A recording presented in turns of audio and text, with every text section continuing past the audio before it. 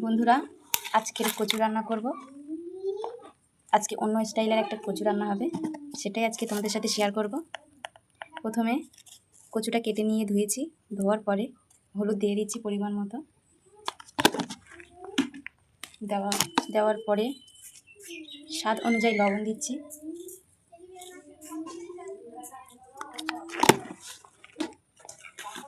তারপরে একটু জিরার গুঁড়ো দিয়ে দিচ্ছি।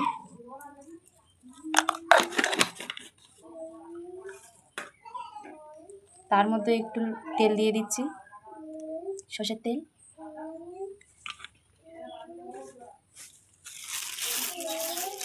এক চামচ লঙ্কার গুঁড়ো দিয়ে দিচ্ছি। তোমরা চাইলে একটু লঙ্কা বেশি দিতে পারো যদি কেউ বেশি খাও।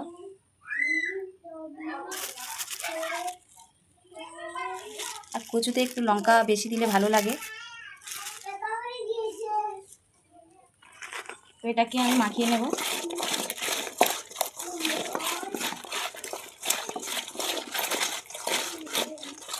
মাখানোর পরে এটাকে আমি 5 মিনিট রেখে দেব। কড়ার ভিতরে সরষের তেল দিয়ে পেঁয়াজ, রসুন, আদা, শুকনো লঙ্কা দিয়ে লাল লাল করে ভেজে নিয়েছি। তারপরে কচু মাখাটা ছেড়ে দিয়েছি। দেখো কত সুন্দর কালার চলে এসছে। 5 মিনিটের জন্য আমি ঢেকে রেখে দেব, এটা পুরোপুরি সিদ্ধ হয়ে যাবে। কচুর সাথে আমি টমেটো অ্যাড করে দিয়েছি। তোমরা যদি টমেটো খাও তাহলে টমেটো দিতে পারো। টমেটো দিলে একটু টক টক লাগে, তরকারিটা একটু ভালো লাগে। আমার কষানো হয়ে গেছে, এবার আমি জল দিয়ে দিচ্ছি।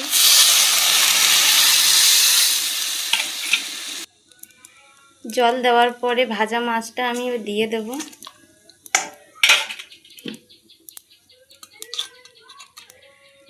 মাছ দিয়ে কচুর তরকারি রান্না করা হয়ে গেছে।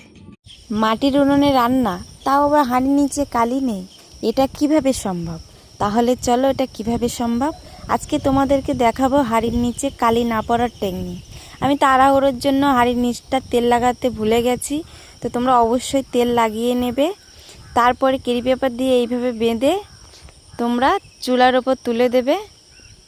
দেখো খুব সুন্দরভাবে কিন্তু হাঁড়ির সাথে কাগজটা আটকে গেছে। আর দেখো আমি খুলে দিচ্ছি, কোথাও কিন্তু কালি নেই, কেরি পেপারটা খুলে দিয়েছি।